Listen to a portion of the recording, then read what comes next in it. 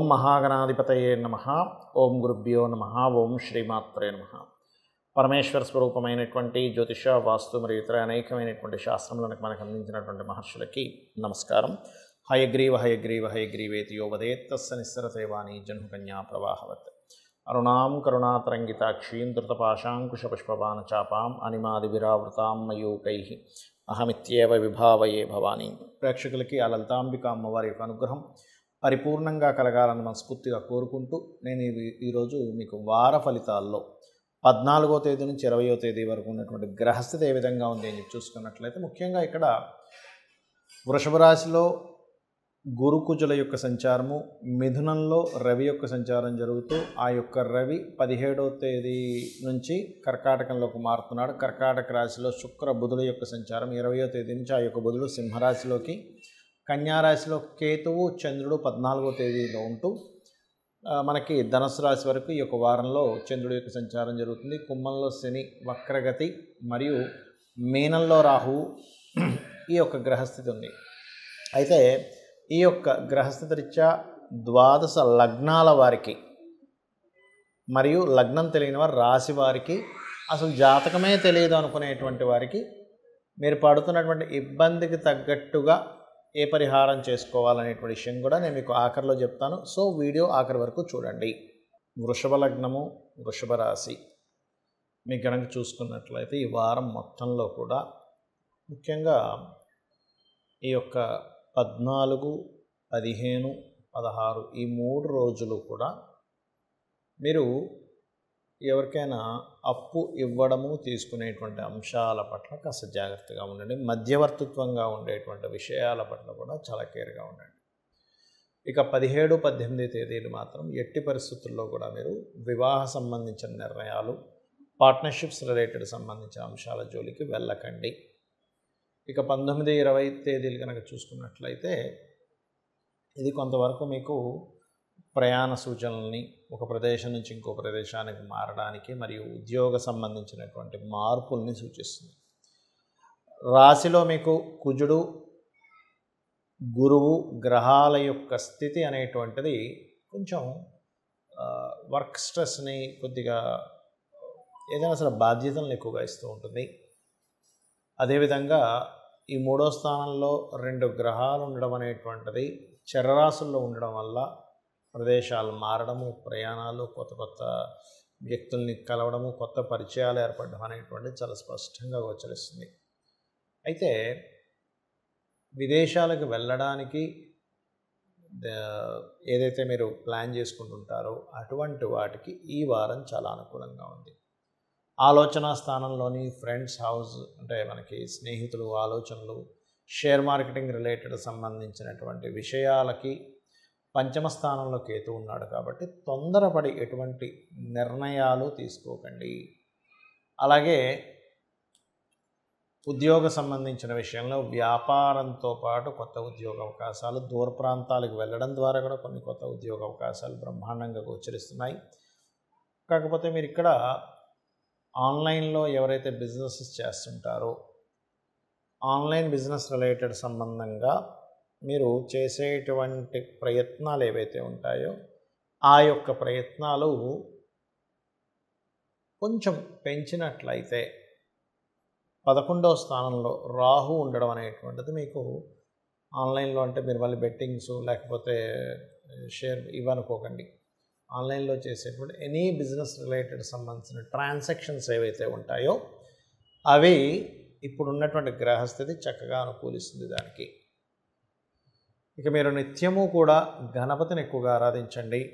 ఎటువంటి ఆలోచన చేసే ముందు, ఏదైనా నిర్ణయం తీసుకునే ముందు గణపతిని ఒక్కసారి తలుచుకొని నిర్ణయం తీసుకోండి. అన్ని విధాలా మీకు బాగుంటుంది. చాలామందికి జాతకం తెలీదు, వాళ్ళ లగ్నం ఏంటో రాశి ఏంటో కూడా తెలియదు. మరి అలాంటి వాళ్ళు ఏ ప్రాబ్లంకి ఏ దేవత ఆరాధన లేదా ఏ గ్రహ ఆరాధన చేసుకోవాలని మీకు 1 by 1గా చెప్తాను.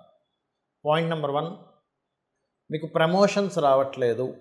సింపుల్గా ఏం లేదు, సూర్య భగవానుడి దగ్గర దీపారాధన చేస్తూ సూర్య నమస్కారాలు చేస్తూ ఉండండి. ఇది ఆరోగ్యానికి, ప్రమోషన్స్ కూడా పనిచేస్తుంది. పెద్ద మీ యొక్క సుపీరియర్స్తో ఉండేటువంటి స్ట్రెస్కి కూడా పనిచేస్తుంది.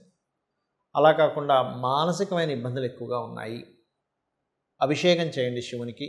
చంద్రగ్రహం దగ్గర దీపారాధన చేసుకోండి. గోవుకి ఏదైనా మీరు ముల్లంగి లేదా కీరా లాంటి పదార్థం తినిపిస్తూ నిత్యము మెడిటేషన్ చేయండి.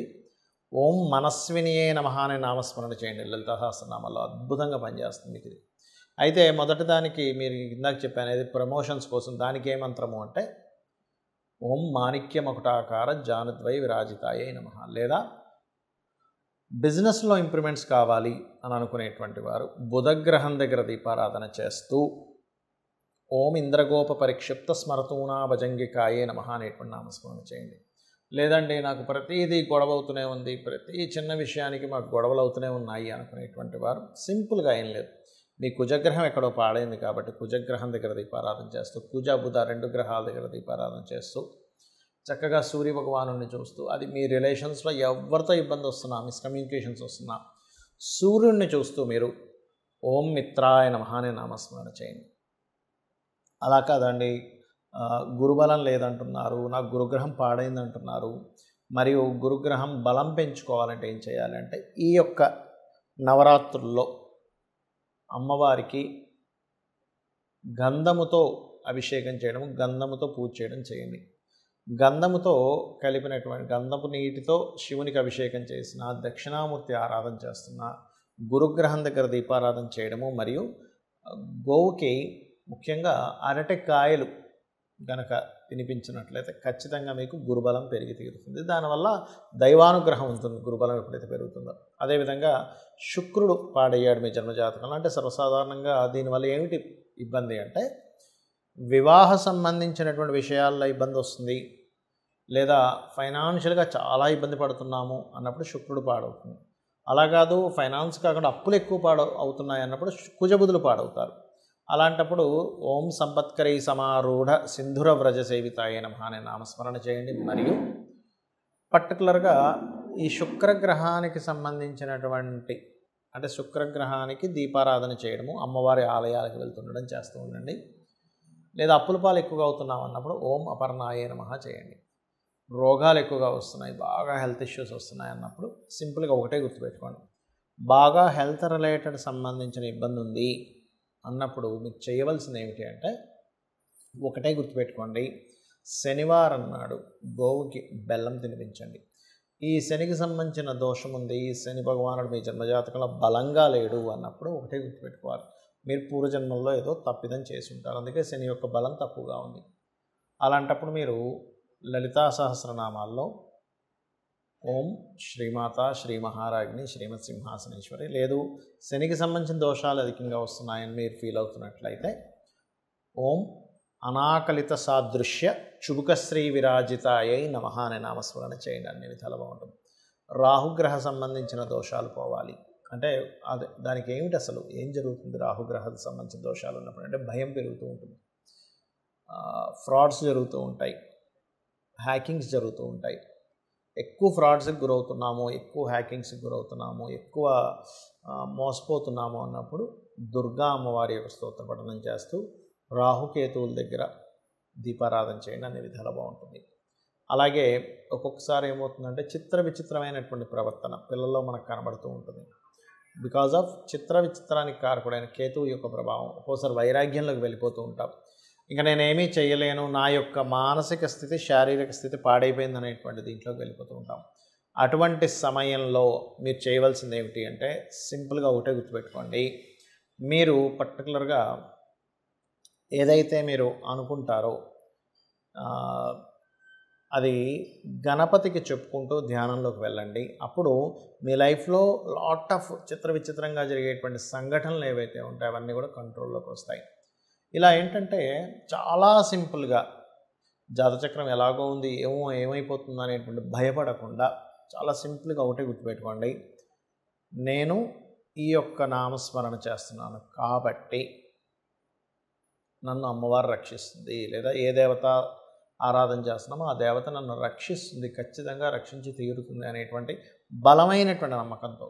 ఎందుకంటే జాతకం ఎలా ఉన్నా, వాస్తు సంబంధించింది ఎలా ఉన్నా, మీరు భగవంతుని కనుక పట్టుకోగలిగితే త్రికరణ శుద్ధిగా ఖచ్చితంగా ఆ యొక్క అమ్మవారు మిమ్మల్ని కాపాడి తీరుతుంది. శ్రీమాత్రే నమః.